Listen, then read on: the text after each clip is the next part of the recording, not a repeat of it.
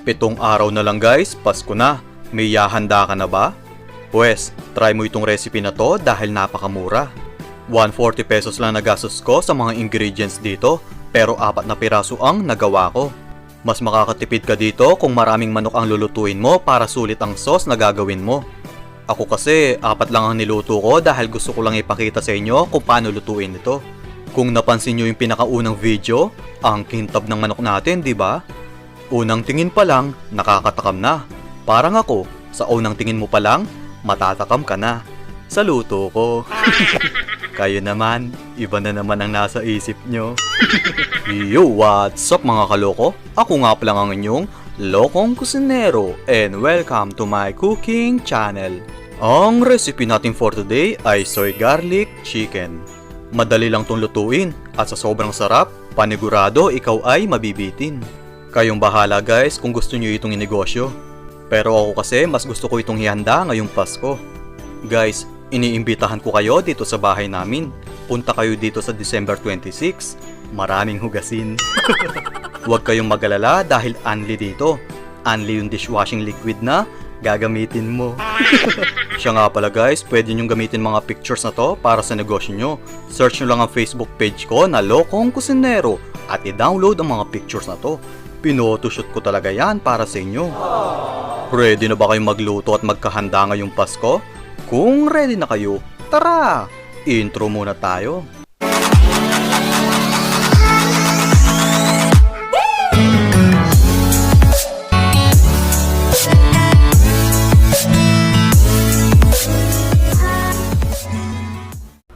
Kung bago ka sa channel ko, please click the subscribe button and the notification bell icon para ma-update kayo sa susunod nating mga video.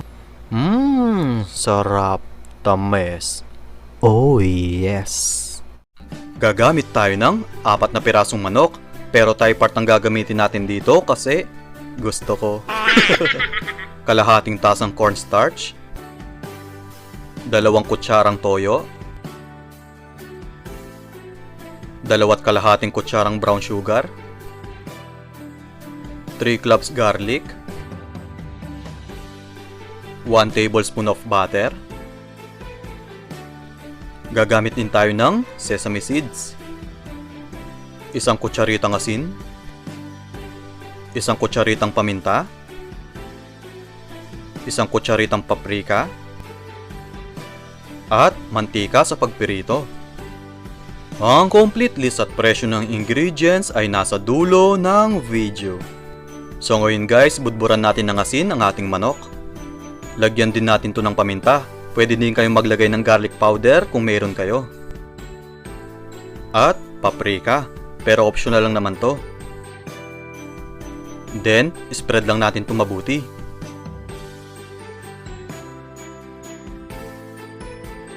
Baligtarin naman natin to para malagyan ang kabilang side. Guys, isa-set aside natin to ng 30 minutes mamaya para kumapit ang mga ingredients na nilagay natin.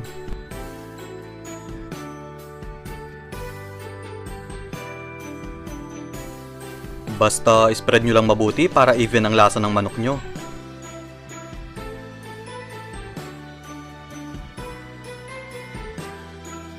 So, okay na to guys. I-set aside muna natin to.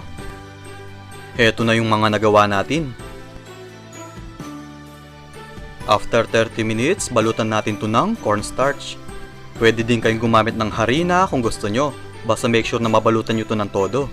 Hindi tayo naglagay ng asin sa breading natin guys dahil babalutan naman natin to ng sauce mamaya. So, ulitin lang natin ang ganitong procedure. Kahit anong part ng manok, pwede nyong gamitin dito. Basta wag lang yung manok ng tatay mo.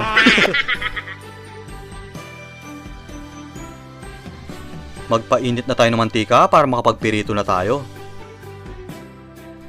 So kapag mainit na guys, ilagay na natin ang manok. Lulutuin natin to into medium heat, pero hindi ito magko-color brown ng todo kasi cornstarch ang ginamit ko. Kung harina ang ginamit nyo, panigurado mag-golden brown ang kulay nito. So baligtarin naman natin to para maluto ang kabilang side. Kung mapapansin nyo guys, medyo maputla, di ba? Ganyan ka din naman kapag pinapagalitan ka. Namumutla ka. Siya nga pala, first fry pa lang ito. Mamaya, isi-second fry pa natin to para maging crispy at maluto ng todo ang loob nito. So, ilagay muna natin to sa strainer at medyo palamigin bago natin i-second fry.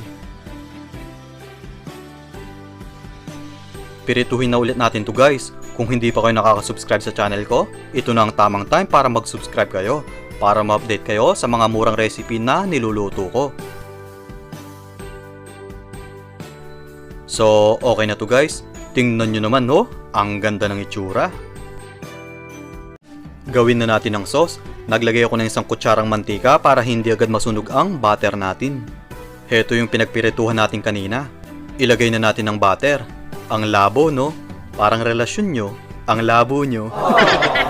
Tunawin lang natin to guys. Then, igisa na natin ang bawang. Kailangan mahina lang ang apoy nyo para hindi agad masunog ito. Haluin lang natin ito mabuti para even ang pagkakaluto ng bawang natin. Next, ibuhos na natin ang 2 kutsarang toyo.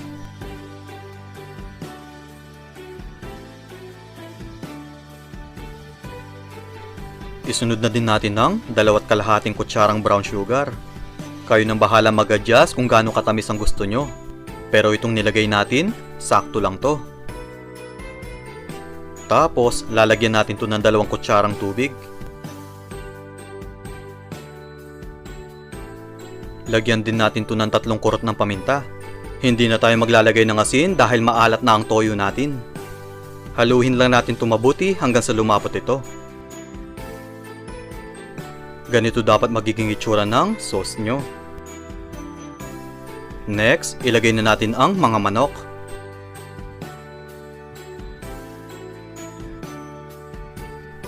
Baligtarin natin to para malagyan din ng sauce ang kabilang side. Grabe, napakasarap nito guys. Habang kumukulo ito, lalong kumakapit ang sauce natin dito.